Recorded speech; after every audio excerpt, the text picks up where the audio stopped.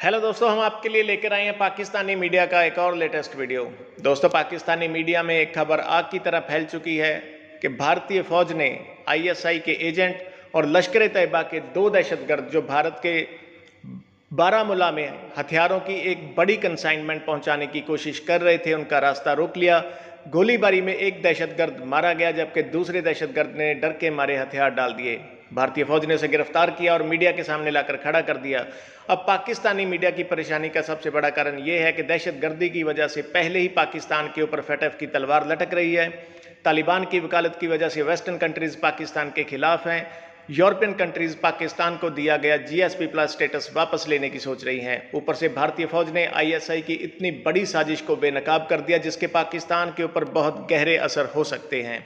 दोस्तों, क्या है पूरा मामला पाकिस्तानी मीडिया की जुबानी जानने के लिए इस वीडियो को आखिर तक देखें और प्लीज हमारे चैनल को सब्सक्राइब करना ना भूलें। जय हिंद, जय भारत। इस वक्त वो मुकम्मल तौर पर वही तरीका वारदात जो है वो अपनाना चाह रहा है और इस सब के अंदर इमरान खान और जनरल बाजवा के लिए ऐसा महसूस हो रहा है कि कश्मीर का महाज खुल चुका है। अफगानिस्तान का महाज अभी बंद नहीं हुआ, अफगानिस्तान को अभी तक हम मॉनिटर कर रहे हैं, लेकिन इस सब के अंदर भारत ने सही मौका जानकर कश्मीर का महाज खोल दिया है और भारतीय फौज पाकिस्तान की ISI के एजेंट्स और मुजाहिदीन जो है उन्हें पकड़कर मीडिया पर ले आई है। LOC के ऊपर फायरिंग हो जाती है, यानी कि 2003 का मुआहदा जिसे अभी पाकिस्तान ने रिन्यू किया और जिसे रिकन्फर्म किया सिर्फ और सिर्फ अमन के लिए, उसके अंदर सबसे पहले होती है जी खिलाफ वर्जी। 2 terrorist associated held hideout busted in Kashmir के 2 दहशतगर्दों के जो एसोसिएट्स हैं उन्हें पकड़ लिया गया है और हाइड आउट जो है, जो कि जहां पर वो छुपे हुए होते थे,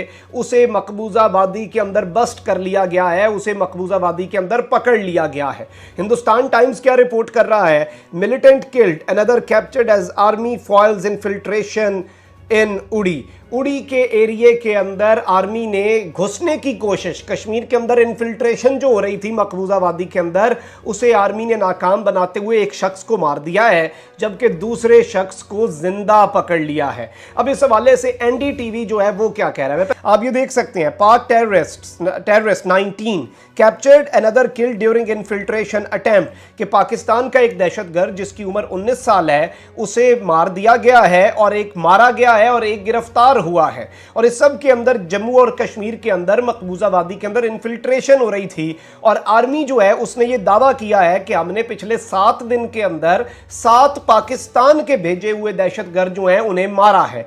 और 19 ईयर ओल्ड लश्कर तैयबा का दहशतगर्द जो कि पाकिस्तान के सूबे पंजाब से ताल्लुक, captured in a massive army operation to stop infiltrations in Kashmir Uri, has made big revelations to the army including details of his terror training in which Pakistan army was allegedly involved, कि इसे जिंदा जब पकड़ा है हमने और ये पाकिस्तानी पंजाब का रिहायशी है, इससे जब तहकीकात हुई तो पता चला कि ये दहशतगर्दी की ट्रेनिंग करवाती है Pakistan army.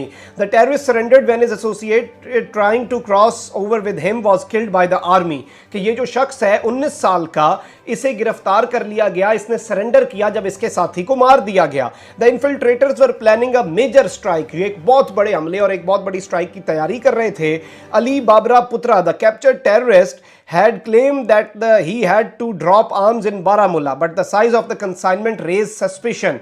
6 terrorists tried to cross over according to the army, कि इसे कहा जा रहा है कि ये तो बारामूला जो है वहां पर इसने कहा कि मुझे हथियार पहुंचाने का कहा गया था। तो ये एक बहुत बड़ी अपडेट है कि पाकिस्तान को अफगानिस्तान वाले मामले के अंदर बिजी देखकर पाकिस्तान को यहां पर एंगेज करने की मोदी कोशिश कर रहा है और उसके लिए माहौल जो है वो बनाना शुरू हो चुका है। हमारी इसी बार बार की तकरार की वजह से, इस बार बार की अपील की वजह से आलमी बिरादरी अब हमें शक की निगाह से देख रही है और इंडिया जैसे मुल्क को प्रोपेगेंडा करने का मौका मिल रहा है।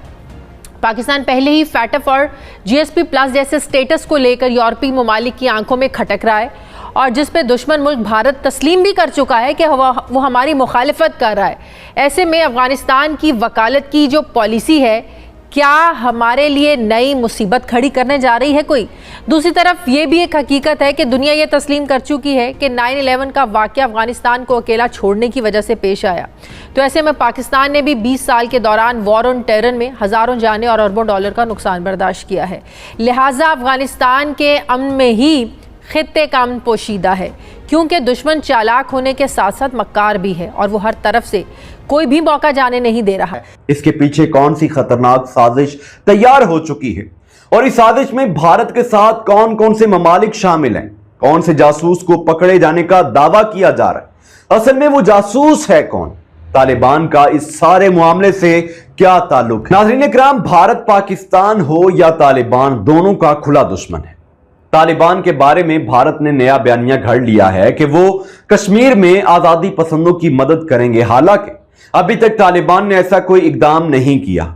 इसके साथ साथ भारत ने हालिया दिनों में पाकिस्तान पे दहशतगर्दी का ठप्पा लगाने के लिए मुख्तलिफ बहाने तलाश करना शुरू कर दिए हैं। भारत आलमी सतह पर पाकिस्तान को बदनाम करने के साथ साथ पाकिस्तान में स्ट्राइक का बहाना ढूंढता रहता है। आखिर कैसे ऐसा हो सकता है? एक खबर चलाई जा रही है कि पाक दहशतगर्द पकड़ा गया है और दूसरा दरअंदाजी की कोशिश के दौरान हलाक कहा जा रहा है कि श्रीनगर में सीरीज ऑफ ऑपरेशन जारी है।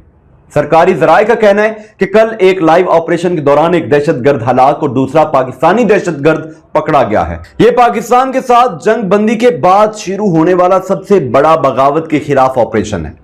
भारतीय फौज ने दरअंदाजी की 3 कोशिशों को रोकने के बाद 18 सितंबर से उड़ी और रामपुर सेक्टर्स में मुतअद्दिद ऑपरेशन किए।